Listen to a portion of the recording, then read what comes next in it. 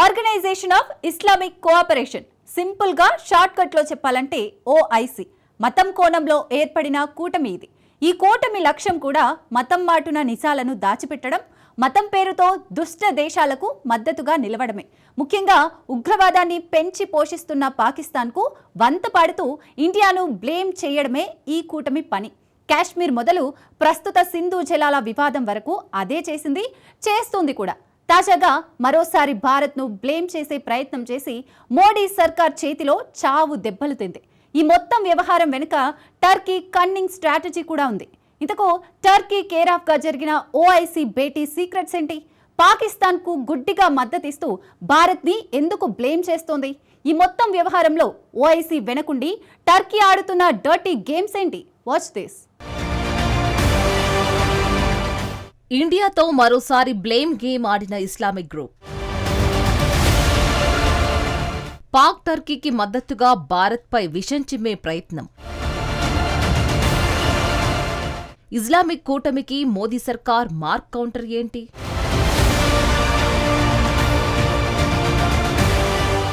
Organisation of Islamic cooperation Islamic దేశాల మధ్య సహకారాన్ని పెంపొందించడానికి ఏర్పడిన అంతర్జాతీయ సంస్థ. ఓఐసిని 1969లో స్థాపించారు. ఐక్యరాజ్యసమితి తర్వాత రెండవ అతిపెద్ద అంతర్ప్రభుత్వ సంస్థగా దీనికి గుర్తింపు ఉంది. ఓఐసి ప్రధాన లక్ష్యం ఇస్లామిక్ విలువలను పరిరక్షించడం, సభ్యుల సార్వభౌమాధికారం, స్వాతంత్రాన్ని కాపాడటం, ప్రపంచ శాంతి భద్రతకు దోహదపడడం. కానీ వీటిలో ఏ ఒక్కటి ఓఐసి చేసింది లేదు.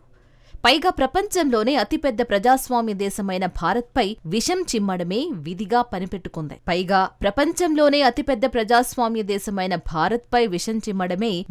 పనిచేస్తూ ఉంటుంది. అది కూడా ప్రపంచ అశాంతికి కారణమైన ఉగ్రదేశం పాకిస్తాన్కు మద్దతుగా. ఇప్పుడు కూడా మరోసారి అదే చేసింది. పాకిస్తాన్కు మద్దతుగా నిలిచి భారత్కు మరో శత్రువుగా మారిన టర్కీ వేదికగా మన దేశంపై విషం చిమ్మింది.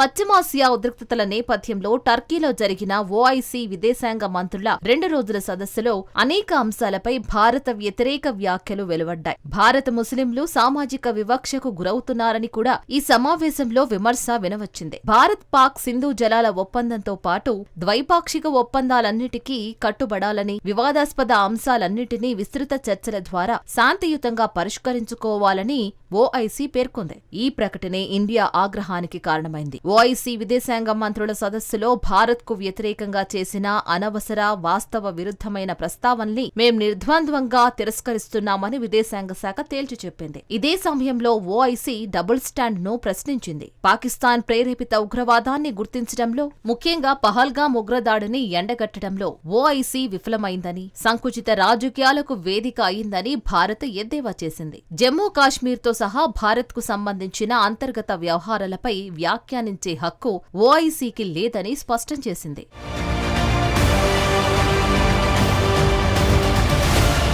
నిజానికి భారత్ అంతర్గత వ్యవహారాల్లో ఓఐసి తలదూర్చడం ఇదే తొలిసారి కాదు. గతంలో చాలా సందర్భాల్లో భారత్ను బ్లేమ్ చేసి విదేశాంగ శాఖ చేతిలో చావు దెబ్బలు తింది. భారత్లో ముస్లింల హక్కులు, పౌరసత్వ సవరణ చట్టం, కాశ్మీర్ వివాదం తదితర విషయాల్లో పాకిస్తాన్కు మద్దతుగా నిలుస్తూ భారత్ను బ్లేమ్ చేసే ప్రయత్నం చేసింది. అయితే వాటిని భారత్ ఎప్పటికప్పుడు తిప్పికొట్టింది. 2022లో ఉగ్రవాదులకు నిధులు సమకూర్చిన కేసులో ఎన్ఐఏ ఢిల్లీ కోర్టు కాశ్మీరీ వేర్పాటువాద నేత యాసిన్ మాలిక్ను దోషిగా తేల్చింది. యావజ్జీవ కారాగార శిక్ష విధించింది. ఈ తీర్పుపై ఇస్లామిక్ దేశాల కూటమి మానవ హక్కుల విభాగం ప్రతికూలంగా స్పందించింది. యాసిన్ మాలిక్ శిక్ష విషయంలో భారత పక్షపాత ధోరణితో వ్యవహరించిందని నాడు ఓఐసి మానవ హక్కుల విభాగం పేర్కొంది. యాసిన్ విజ్ఞప్తులను పరిగణలోకి తీసుకోనివ్వకుండా న్యాయ వ్యవస్థను ప్రభావితం చేసిందంటూ వ్యాఖ్యానించింది. అయితే ఓఐసి ఇలా విమర్శలు గుప్పించడం పట్ల భారత తీవ్రంగా మండిపడింది. ఇండియాను బ్లేమ్ చేసేందుకు ఓఐసి ఎంతకైనా దిగజారుతుందని చెప్పడానికి ఇదే ఉదాహరణ.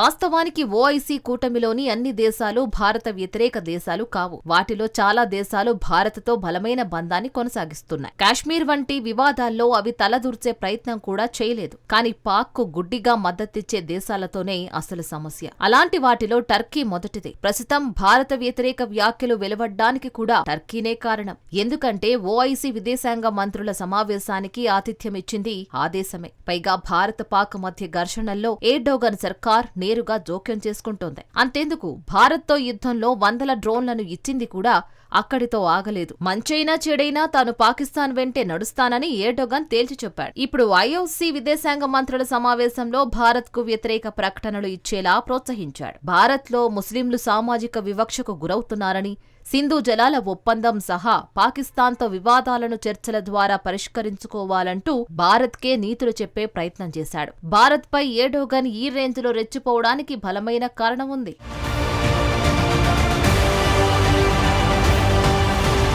భారత్తో యుద్ధంలో పాకిస్తాన్కు ఆయుధ సాయం చేసిన తర్వాత టర్కీ టార్గెట్గా మోదీ సర్కార్ యాక్షన్ మార్చేసింది. మొదట భారతీయుల బాయ్కాట్ దెబ్బ అంకారాతో అబ్బా అనిపించింది. ఆ తర్వాత టర్కీ శత్రు దేశాలతో భారత్ గేమ్ స్టార్ట్ చేసింది. టర్కీ శత్రు దేశాలు గ్రీస్, ఆర్మేనియాకు ఆయుధాల విక్రయానికి సిద్ధపడింది. ఆ తర్వాత సైప్రస్ కేర్ ఆఫ్ గా ఎర్డోగన్ మైండ్ బ్లాక్ అయ్యే స్ట్రాటజీని తెరపైకి తెచ్చింది.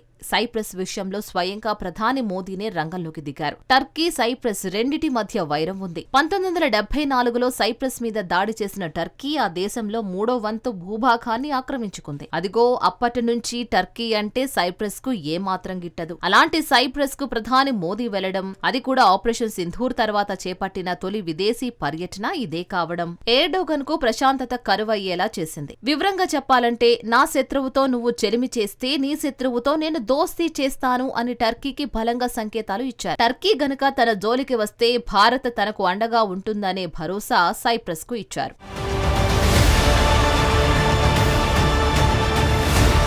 ప్రపంచంలో 4వ అతిపెద్ద ఆర్థిక శక్తిగా, అత్యంత శక్తివంతమైన సైనిక శక్తుల్లో ఒకటిగా ఎదుగుతున్న భారత్తో స్నేహం అనేది సైప్రస్ కు కొండంత అండా అని ప్రత్యేకంగా చెప్పనక్కర్లేదు. భారత్తో మరింత సంబంధాలను మరింత బలోపేతం చేసుకునే ఉద్దేశంతో ఉన్న సైప్రస్ ప్రధాని మోదీని తమ దేశ అత్యున్నత పౌర పురస్కారమైన the grand cross of the order of Makarios IIIతో సత్కరించి గౌరవించింది. టర్కీ మీద కోపంతో ఆ దేశానికి మద్దతు ఇవ్వడం వల్ల మనకు వచ్చే లాభం ఏంటి అనుకుంటున్నారా? అసలు లెక్క అక్కడే ఉంది. వ్యూహాత్మకంగా, దౌత్యపరంగా, భౌగోళిక, రాజకీయ పరంగానే కాకుండా ఆర్థికంగా కూడా సైప్రస్ తో దోస్తీ భారత్ కు ప్రయోజనకరం. టర్కీ, సిరియాకు దగ్గరగా ఉండే సైప్రస్ భౌగోళికంగా ఆసియాలో ఉన్నట్టుగా ఉంటుంది. కానీ ఆ దేశానికి యూరోపియన్ యూనియన్ లో సభ్యత్వం ఉంది. పశ్చిమ దేశాలతో దానికి మంచి సంబంధాలు ఉన్నాయి. అంతేకాదు 2026లో EU అధ్యక్ష పదవిని చేపట్టనుంది. అలా యూరోపియన్ దేశాలతో మన సంబంధాలను మరింత బలోపేతం చేసుకోవడానికి, మన ప్రయోజనాలను కాపాడుకోవడానికి సైప్రస్ ఉపయోగపడనుంది.